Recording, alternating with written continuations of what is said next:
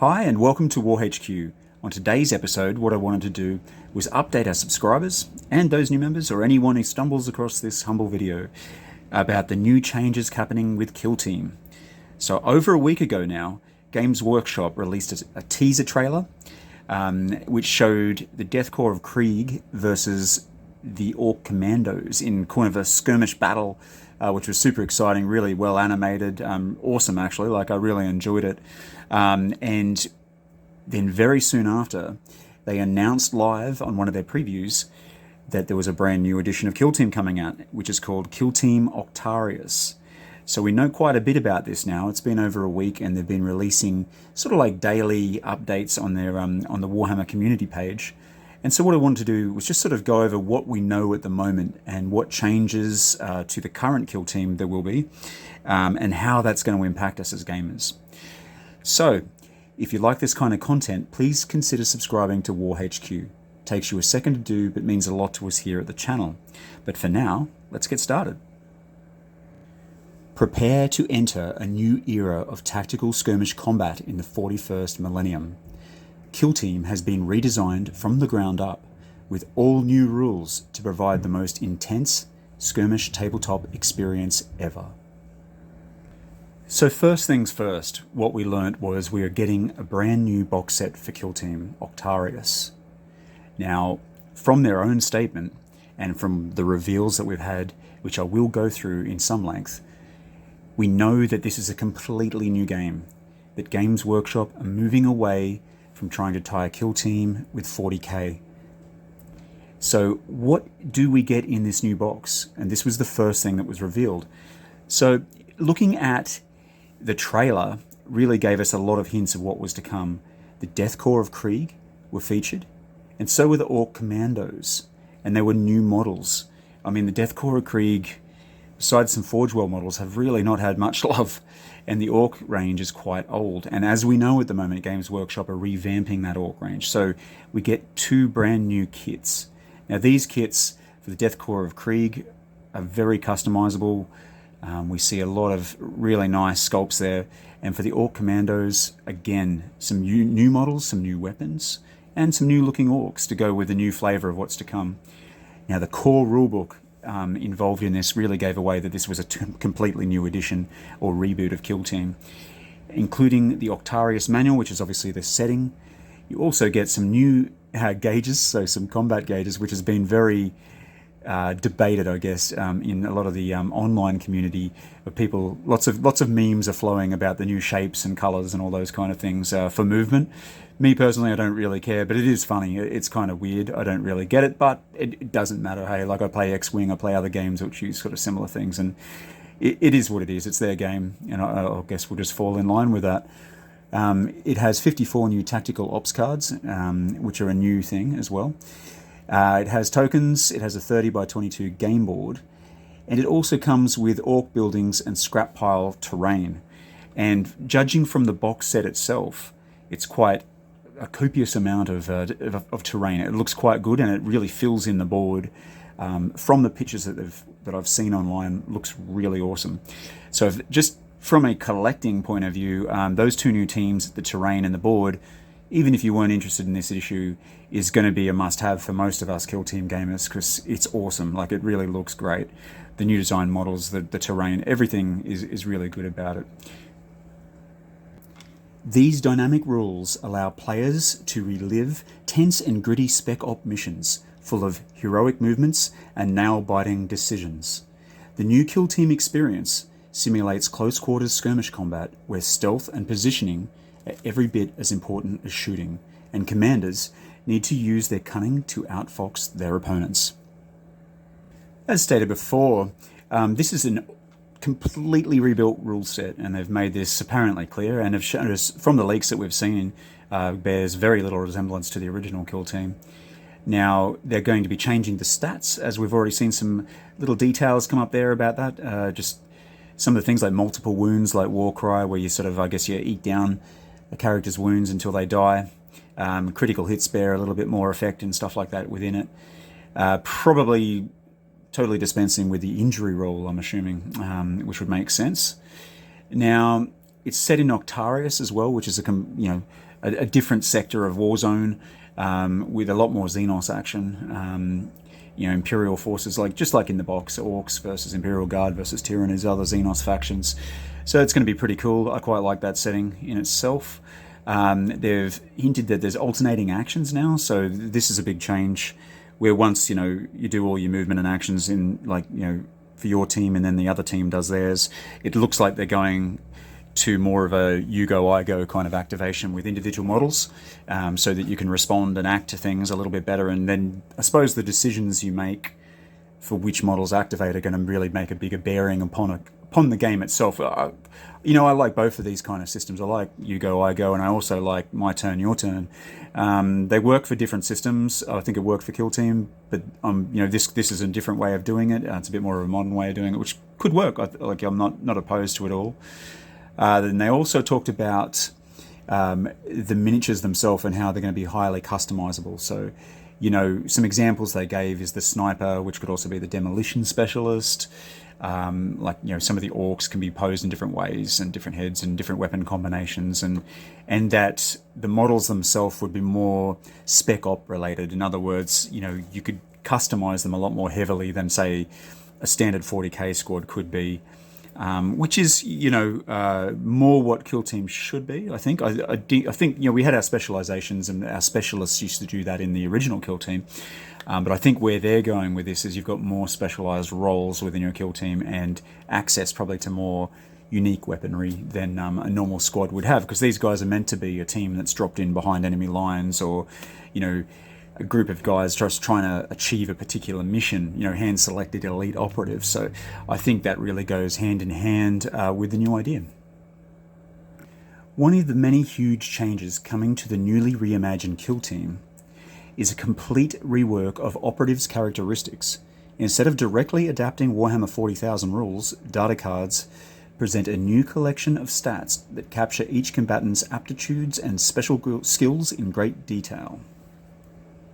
First big change that seems to have occurred with these stats is the movement. Now, this is the one I was talking about. It was a bit of controversy because it's all different symbols and colours represent different things on the gauge, and they also represent different inches, so a different inch value on each of them. So you can see here on this example with a trooper veteran that a 3 circle movement, or 3 white circle movement, it's 2 inch per circle, so obviously 6 inches. I guess the guardsman moves, right? That's how I read that. So 3 circles is 6 inches.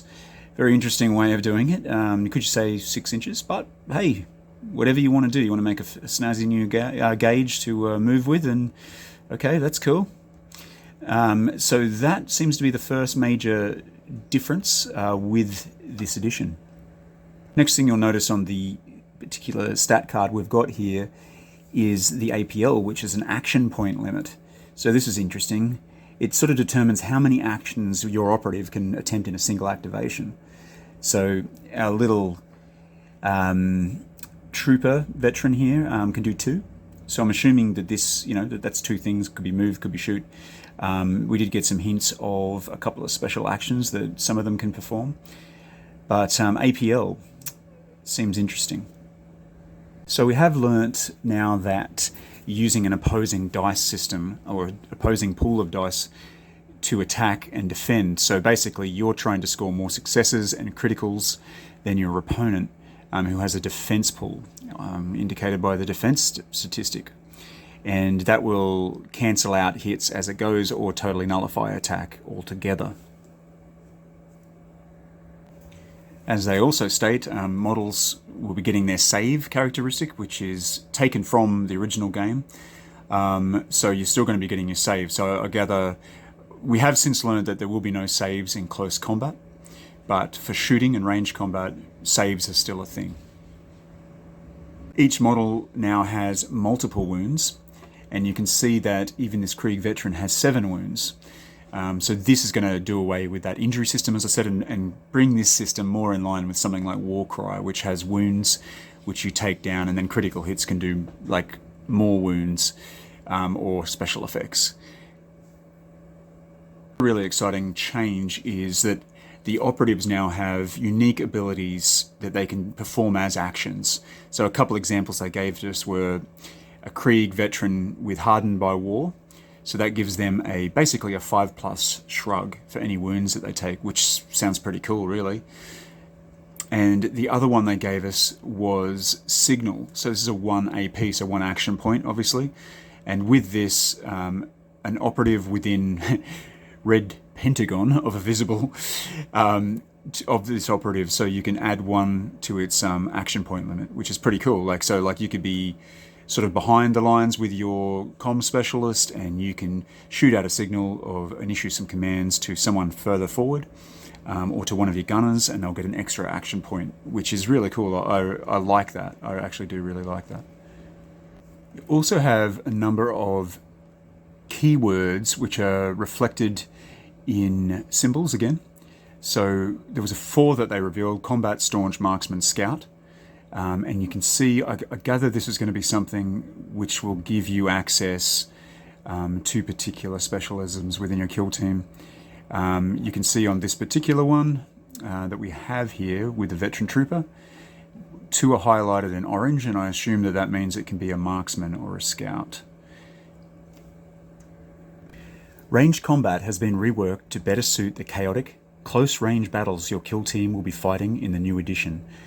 Whether your operatives are firing careful shots with a lasgun or unleashing torrents of burning promethium with a flamer, these updated rules are here to switch up your games. So, like the stat cards for each of the operatives themselves, the guns have their own kind of stat card, and it's new too. So having a glance here, you can see that it has an attack characteristics, which I assume is a dice pool. So this is what you're needing, and with those dice, you're going to be rolling 1 individual d6 per one of these attacks, and needing to get, in this instance, a 4+. So, and we do also know that 6s are going to be classed as critical hits, and so they will be doing more damage, as you'd expect. Also, the range of weaponry has really changed. So you see on here, that something like a lasgun has no range, and all that really indicates is that they're finally, gone a bit more realistic with this, and because of the close nature of the kill team fights themselves, like in small warehouses or in just very small fields. A lasgun or something that, a high velocity kind of weapon has an unlimited range in that sort of situation. So that's what they're going for here. And then anything smaller than that, like pistols and flamers and stuff, all have a range as indicated by our shape and color. And that'll give you the range of those weapons as well, like in the las pistol example. So the attacker's hit rolls and the target saves are compared, and basically critical hits can only be blocked by a critical save or 2 standard saves. So this is really good. So if you roll really well in your attack, you get a couple of criticals. They're going to have to get a lot of defense rolls or some good criticals themselves to defend this. And any hits that aren't cancelled by a save apply the damage to the target's wound. And the split number in the damage represents how much damage is inflicted by a normal hit and a critical hit. And this is exactly the same as Warcry.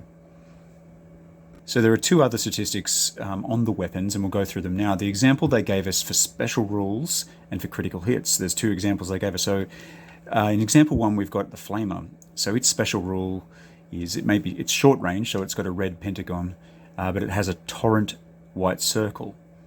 So basically, it has a restricted range, but in return, a torrent ability allows it to attack all models within white circle of the initial target. So that means that you can pretty much hit multiple targets if they're bunched close together within that range, which is quite cool. On the flip side then, we have critical hit special effects. So the example that they give us in their announcements is the long lasgun, so long lasgun, sorry. And it has an MW3. So this basically means that for each of the critical successes that it gets, it does 3 mortal wounds, which is really, really nasty. So I'm assuming that the only people that can get to defend against mortal wounds, just like in other GW games, would be anyone with a shrug or, like disgustingly resilient kind of thing. But those rules haven't been actually shown to us as yet. Due to the quick and violent nature of close combat means survival is more a matter of split-second decisions and honed instinct than carefully aimed attacks. Rather than the attacker taking their shots and trying to slip past their target's armor, both fighters roll their melee attacks simultaneously. Starting with the attacker, the combatants then alternate, choosing whether they want to use a successful hit to inflict damage or parry one of the opponent's hits, cancelling it out. This means that every fight is a strategic dance of death, where powerful attacks are turned aside at the last moment and heroic soldiers throw themselves on enemy blades to land a desperate last-ditch blow. The close combat weapon statistics cards have been revealed to us, and they gave us 2 examples again. So you've got your attack dice, you've got your weapon skill, so that's your target that you're trying to go for. Obviously, this is going to be a dice pool off against your enemy's defense again. We have damage, so we've got the normal damage, and then we've got the critical damage. We have the special rules again, and one example they gave us of this was a power weapon, so a power sword, which its special rules were lethal 5+, which we learn is that on a 5+, they'll be scoring a critical hit as opposed to just scoring it on a 6, which is really strong. And they give us a sort of an example there between a bayonet and a power sword, and you can sort of see the difference, like less attack dice with the bayonet, harder to hit and much less damage, and it doesn't have that lethal 5+. So power weapons and things like that are going to be very deadly in close combat. So as you can see there, if you've made it this far in the video, thank you very much. And I hope this has just given you a rundown of some of the updates that we've received about Kill Team Octarius to date. Now there's going to be a lot more, and as you watch this, there may have been more that have come out. We decided not to go for revealing these every day that they came out, simply because, well, we're currently based in Australia. These announcements get released in UK time, so we're usually asleep anyway. But also there's a number of channels that are covering this every day, and that's fine, that's their thing. We've never really been a news channel here at WarHQ, but you know, we figured this is a big release, and this is a game that we really love and we play. You know, this is the game that started us as a channel, and we want to continue with it too. So we're really interested in this Octarius release. Tell us what you think down below. We're really interested to hear what you think about the Octarius release. What are you looking forward to? What don't you like? You know, what things are you hoping come forward in this edition? It looks pretty good on the surface. We're yet to see the full outlay of the rules, but we have seen the basics of the movement and the combat mechanics. And so this is going to be interesting in itself. Like, we've only really been given you know, mainly the sheets for the Trooper veterans, so we don't really know the orc stats at this point of time, and we don't really know what some of the other races are going to have. So that's really interesting to me too. I'm really looking forward to seeing how the other factions stack up in this new system, especially with the defense and attack dice. That's a really new mechanic, and it'd be interesting to see how much better, say, you know, a Marine is. Obviously they're going to have a lot more defense dice, you would think, right? So it's going to be interesting from that perspective, and I really look forward to seeing how that goes. So keep in contact with us here. Tell us what you think, as I said, and please subscribe to the channel. We really appreciate it if you do. But for now, my name's Lucius. This is WarHQ, you're you, and we're signing out.